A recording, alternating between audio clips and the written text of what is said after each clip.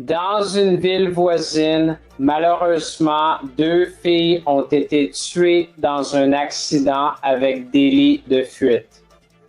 L'homme que vous voyez ici, parlant en direct sur YouTube sur les deux filles tuées dans un accident, avec délit de fuite, serait le jeune homme de 17 ans aujourd'hui accusé de leur meurtre.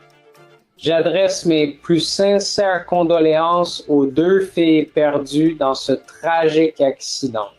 Les familles des victimes disent d'Ali que le meurtrier aurait traqué l'une des filles durant des mois pour préparer son crime. NewJersey.com a été le premier à rapporter Vincent Bataloro comme suspect, confirmant son nom grâce à des contraventions. Qu'a-t-il également déclaré lors de diffusion en direct à propos des meurtres présumés qui semblent concerner l'une des victimes? Nous suivons l'affaire présentée par Law and Crime. Je suis Chris Stewart.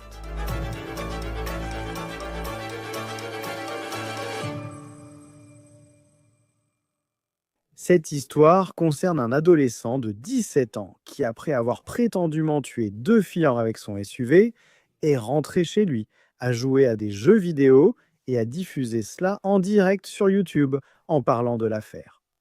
Il y a encore plus dans cette histoire que vous ignorez.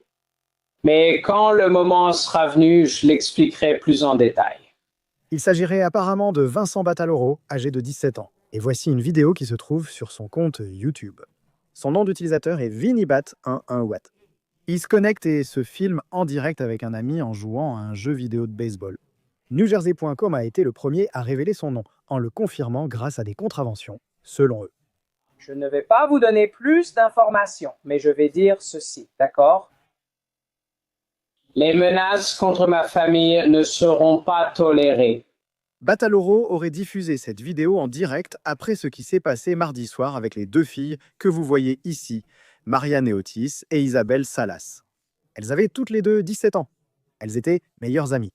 Elles rentraient ensemble chez elles à vélo électrique dans leur communauté de Cranford, dans le nord du New Jersey. Mardi soir vers 17h30, WPIX a filmé la scène du crime depuis leur hélicoptère. Les filles étaient sur l'avenue Burnside, une rue de banlieue près de New York.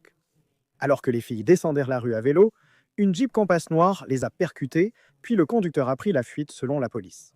Photo publiée par le bureau du procureur du comté d'Union après l'accident, lors de la recherche du conducteur. Peu de temps après que la nouvelle de ce qui était arrivé à ces jeunes filles ait été rendue publique, des voisins ont témoigné publiquement de ce qu'ils affirmaient s'être passé, à savoir que ce n'était pas un accident, ni même un délit de fuite aléatoire. Ils affirment qu'il s'agissait prétendument d'une attaque ciblée par un garçon qui harcèlerait Marianne Otis. Ils disent que cette personne était maintenant accusée de son meurtre ainsi que de celui d'Isabella. Et cette personne serait, selon NewJersey.com, Bataloro, le même adolescent qui utiliserait le pseudonyme Vinibat118 sur les réseaux sociaux. Écoutez maintenant ce qu'il a dit lors d'un stream le mercredi 24 septembre. C'était avant que les filles ne soient tuées.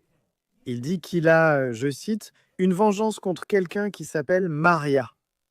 Donc, on va essayer de faire ça. Je ne sais pas si ça va marcher. L'endroit ferme à minuit. Mais voici ce qu'on va faire. Je pense que Maria a faim. On va lui envoyer une pizza. Alors, vous savez tous que j'ai une rancune contre cette fille pour m'avoir accusé de péché. Je vais commander une pizza chez elle. Et voici comment je vais m'y prendre. Donc, je vous ai dit que j'ai acheté le tout nouvel iPhone 17 Pro Max l'autre jour. Je vais maintenant l'utiliser comme téléphone principal. Un appareil photo idéal pour les vlogs. Mais dans le processus, j'ai toujours mon iPhone 16 Pro Max. Et voici ce que je vais faire. Je vais le transformer comme une naissance. Donc, ce que je vais faire, c'est que je vais appeler Doms. Et je vais faire livrer une pizza chez elle. Et je vais dire au gars que le livreur sera payé en espèces à la porte. Oui, en espèces à la porte. Alors, Foula ou comme mon père dit Foluva, ne te moque pas, non stupide. Tu n'aurais pas dû m'accuser d'avoir envoyé du porno. Et tu n'aurais pas dû m'entraîner à faire un rapport de police. Alors, Paula, il a pris une mauvaise décision, salissant mon nom, il a pris une mauvaise décision. Laissez cette fille retourner dans cette école sans que je sois là. Tu as faim, hein? On t'envoie une pizza, d'accord? Je prépare l'installation. Je vais utiliser mon téléphone jetable. Je vais commander une pizza. J'utiliserai un VPN pour rester anonyme.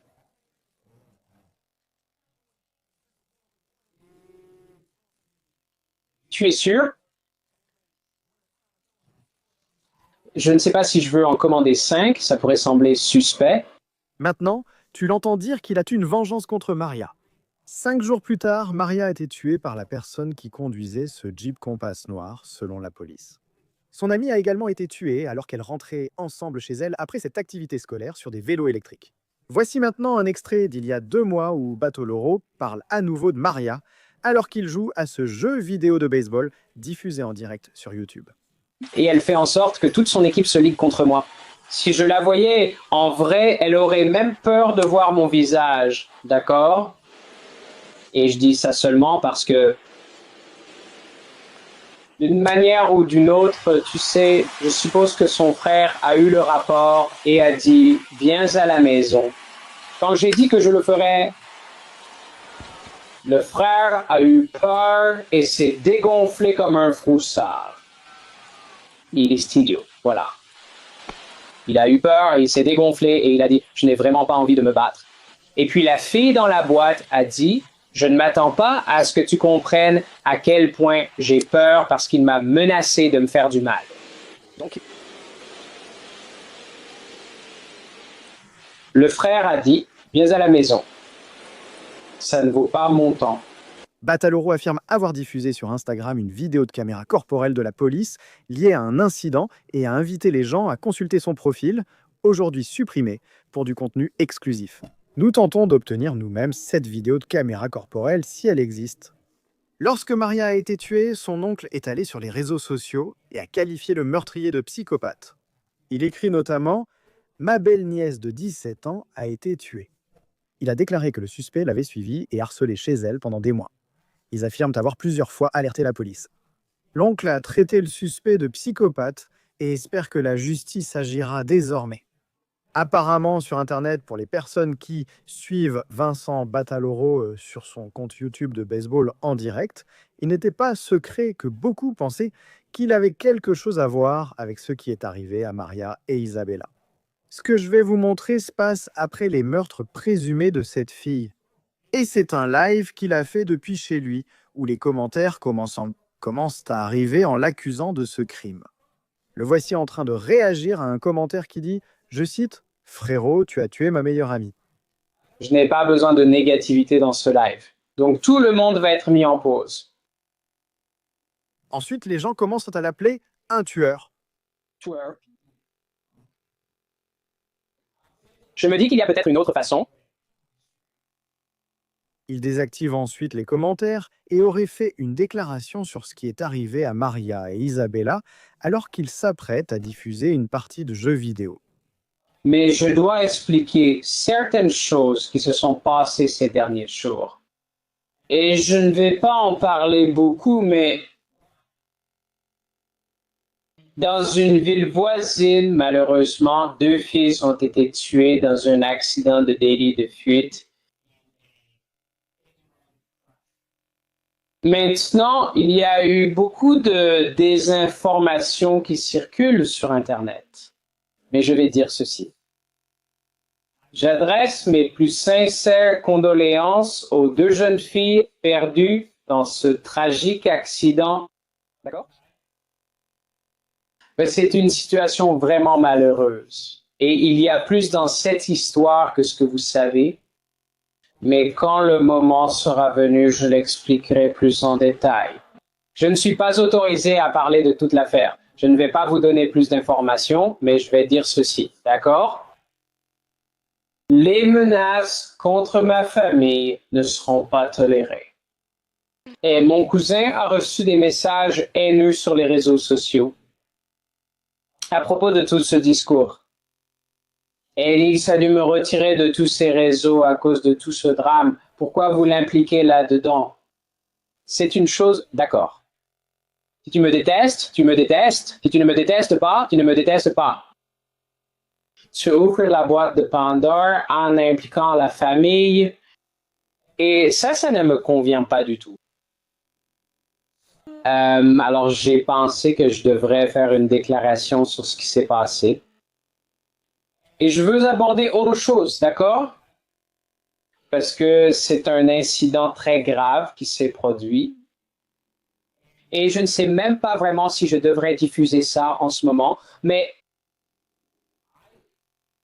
j'ai construit une grande communauté sur TikTok avec 39 000 abonnés que j'ai fait grandir depuis 2020. Et je veux remercier chacun d'entre vous. Je vous aime tous à la folie. Et peu importe ce qui se passe, si vous ne me voyez pas streamer pendant un moment, vous comprendrez pourquoi. Mais ce sera entre les mains de Jésus. Tout ira bien. Je vais régler ça. Et j'ai l'intention de continuer à jouer en coopération avec mon meilleur ami, Evan. Il est resté à mes côtés tout le long. Je veux le remercier pour cela. Sans mon fidèle ami qui coopère avec moi, je ne ferai pas de streams sur YouTube actuellement. Alors, il y a plus dans cette histoire. Mais encore une fois, je ne serai pas autorisé à commenter cela. Et je veux remercier chacun d'entre vous qui m'avez soutenu tout au long de cette histoire. Et je veux aborder encore une chose, d'accord? Je pense vraiment qu'il faut faire plus pour traiter la santé mentale dans l'État. Parce que vous savez, je ne sais même pas comment l'expliquer, mec. J'ai été harcelé et ridiculisé à cause de fausses accusations. À cause de toute cette histoire concernant des choses qui se sont passées dans le passé. Il y a plus dans cette histoire. Ça finira par sortir à l'avenir. D'accord. Et je vais tout le dire tout de suite. Je n'ai pas l'intention d'arrêter le streaming de sitôt. Mais encore une fois, si jamais je prends une pause, je vous expliquerai pourquoi. Donc, je pense vraiment que le New Jersey doit faire un meilleur travail pour s'attaquer à cette crise de santé mentale parce que j'en ai trop vécu. Je suis un gentil garçon. J'ai 17 ans avec une bonne famille à mes côtés. Et ces accusations qui ont tout gâché. C'est une honte. Mais encore une fois, je vais en rester là. Je pense vraiment que vous devriez tous être beaucoup plus gentils les uns envers les autres. Si jamais il se passe quelque chose, je vais vous donner un conseil à tous. D'accord? Si on vous harcèle ou ridiculise à l'école pour des raisons qui attirent la haine, parlez-en sans attendre à votre conseiller. Et vous savez, avant que ce genre de choses ne deviennent incontrôlables, il faut régler tous ces problèmes parce que je vais vous dire, la quantité de harcèlement que j'ai subi dans le passé a été absolument absurde. Et je vais être honnête avec vous, l'État ne fait pas un bon travail pour traiter cette crise de santé mentale. Et j'espère que Chiatarelli pourra régler ça. D'accord? C'est tout ce que je vais dire à propos de toute cette histoire. Je n'en parlerai plus sur les conseils de mes proches et d'autres personnes. Nous allons discuter avec Evan. Et nous n'allons faire qu'une seule partie. Et selon les prochaines étapes, je serai probablement en direct demain parce que voilà le truc.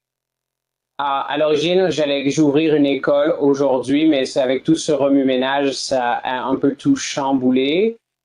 Donc, Je prévois d'être en direct demain. Je ne sais pas pour Evan, mais encore une fois, vous allez voir plus de directs à l'avenir. Et je vais aborder toute cette histoire, j'espère, dans les prochains jours. Donc, Evan, si tu veux dire quelque chose, tu es plus que le bienvenu. Il retourne ensuite jouer à un jeu vidéo. Maintenant, rien qu'à entendre sa voix, du moins pour moi, on dirait quelqu'un qui pense avoir le contrôle. Vous l'avez entendu faire des accusations d'intimidation. Nous verrons comment cette affaire évolue et si cela devient un facteur dans la défense.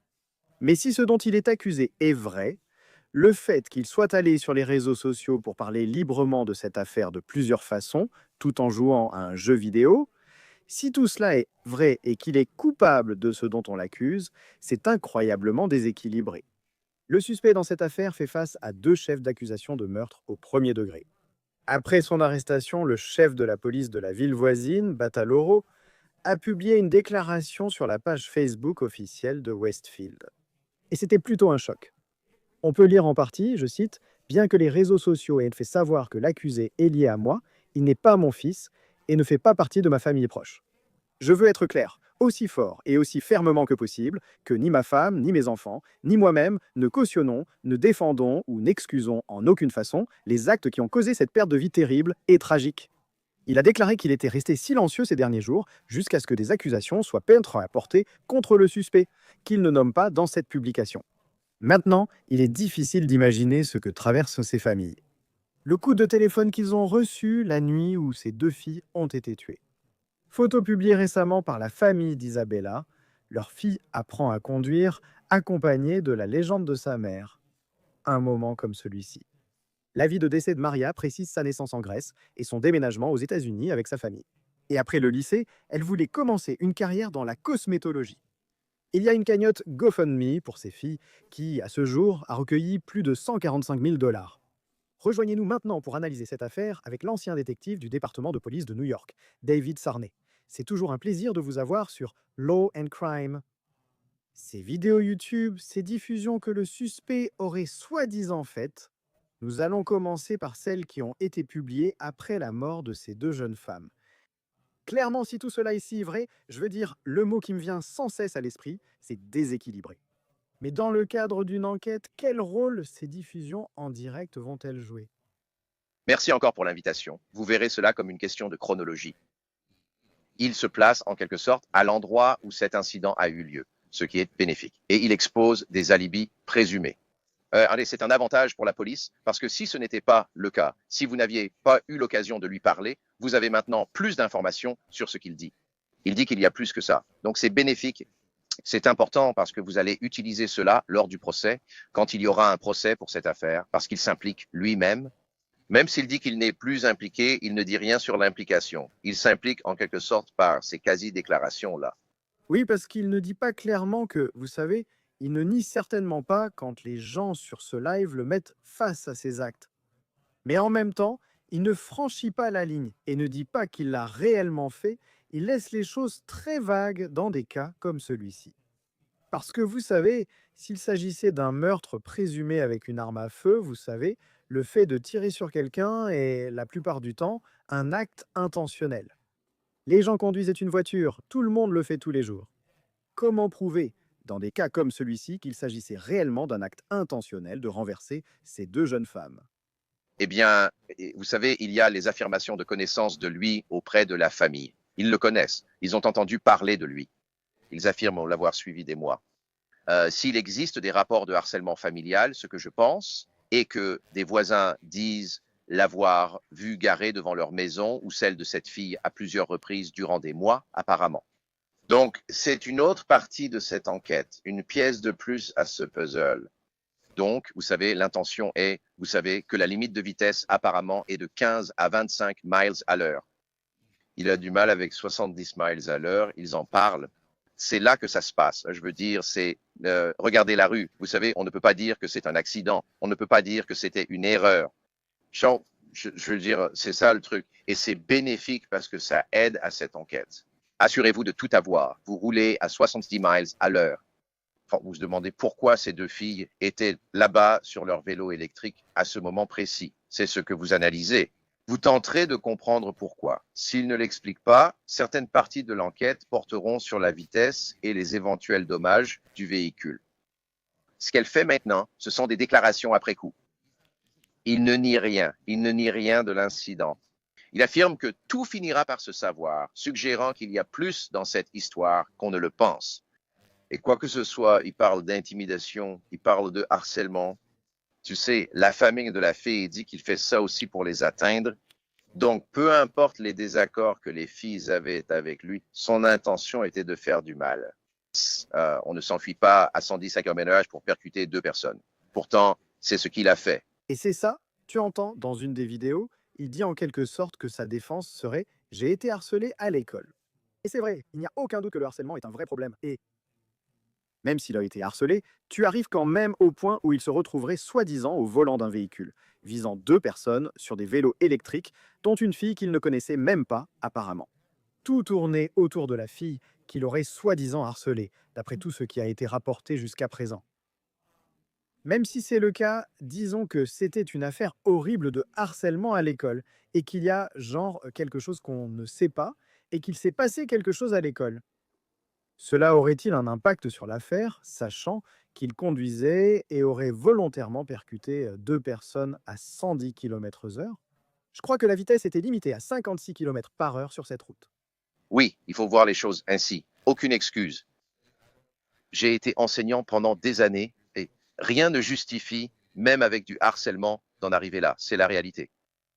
Des informations indiquent qu'il garait le véhicule. Des échanges ont eu lieu. Il était en direct sur son streaming. Il est sur une appli de streaming où il se plaint d'eux et envoie une fausse livraison chez eux. Il fait beaucoup de choses. Si vous parlez de harcèlement, qu'est-ce que vous faites? Je veux dire, vous avez falsifié le téléphone, vous avez en quelque sorte usurpé le téléphone pour ensuite passer des appels chez eux avec des livraisons de pizza. Je ne dirais pas que cette personne est déséquilibrée. Si vous subissez du harcèlement ou de l'intimidation, il existe d'autres solutions. Et ça, vous savez, d'un point de vue parental, c'est horrible à voir pour votre famille. Si en tant que parent, vous voyez votre enfant d'en arriver là. Je n'arrive pas à imaginer ce qui aurait été fait, prétendument par lui, à causer autant de tort à tant de personnes, parce qu'il affirme avoir été victime d'intimidation. Et laissez-moi vous dire, si vous êtes victime d'intimidation par 2 filles, ce n'est pas la solution. Il n'y a aucune explication qui justifie de prendre un véhicule et de foncer sur des gens parce que vous avez été victime d'intimidation de leur part.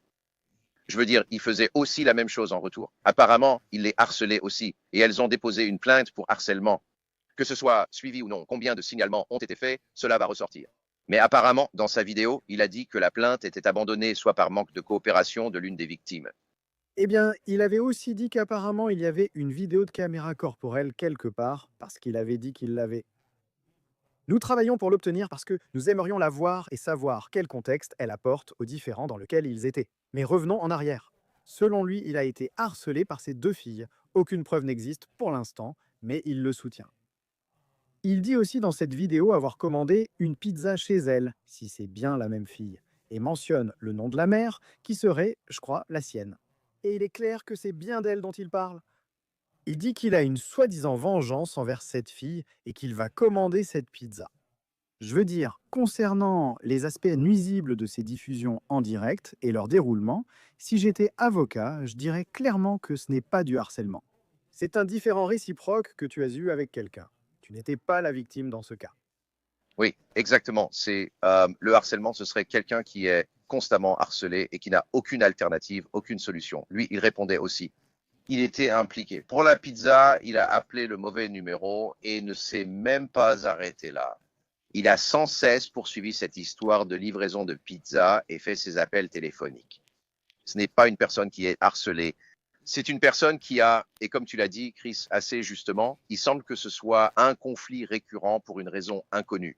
Et il lui en voulait aussi, je crois, à cause du meurtre de Charlie Kirk, car selon lui, elle était très désinvolte à ce sujet. Donc ils accumulent, jusqu'à ce niveau de colère. Mais ça revient encore avec les enfants. Les jeunes n'ont aucun moyen d'être résilients. Ils ne savent pas comment gérer leurs émotions. Ils ne savent pas comment gérer la colère. Et tout ce qu'ils font maintenant, c'est simplement exploser. Ce gamin avait 40 000 abonnés, environ 40 000 abonnés sur sa chaîne, ce qui est choquant quand on pense qu'un enfant ait autant de spectateurs. Il est dans le système depuis 2020, donc il a grandi avec la vidéo. Donc tout ce qu'il attend, c'est des éloges, des éloges, des éloges. Maintenant, quelqu'un ne le félicite pas. Quelqu'un lui répond pour quelque chose et c'est quelqu'un qu'il connaît. Alors maintenant, il fait ce qu'il pense être juste dans sa tête. Je vais lui répondre. Et puis, d'une manière ou d'une autre, il développe cette idée que la seule façon de gérer cette vengeance, c'est de finalement faire quelque chose à ce sujet. Et il parle avec une telle assurance. Il n'a pas peur, il n'est pas effrayé. Il est juste, je veux dire, si tu regardes une personne si tu es accusé d'un crime comme ça, est-ce que tu irais en vidéo pour en parler? Et il était calme, posé. Il était en colère contre les gens qui disaient du mal de lui. Je veux dire, il lui envoyait des messages, ils écrivaient, ils disent des choses et il les ignore. Et il ne s'énerve pas. Il arrête ça et parle, ce qui te montre. C'est quelqu'un qui a confiance en ses actes. Tu ne veux pas entendre parler de fou ou d'insensé. Il est sûr de ses actes et les explique. Mais cette histoire va plus loin. Mais il n'y a rien de plus à raconter si tu as renversé 2 filles, quelle que soit la raison que tu invoques. Et il n'y a aucune explication à cela. Légalement, la police ne peut rien faire de plus que nous. Et le harcèlement, même si cette affaire avait été poursuivie pour son accusation de harcèlement dans le New Jersey, il est considéré comme mineur dans ce cas. Ils ne vont rien pouvoir faire, tu sais. Il verra peut-être un officier pour mineur et ce sera tout. Peut-être qu'il écoperait de 20 heures de travaux d'intérêt général. Voilà le problème. La police ou la justice n'ont aucune sanction à appliquer. Mais c'est quelque chose que les écoles doivent examiner, la façon dont elles gèrent les enfants et leurs relations. Et c'est ça qui m'a frappé, c'est la confiance avec laquelle il parle dans ses vidéos.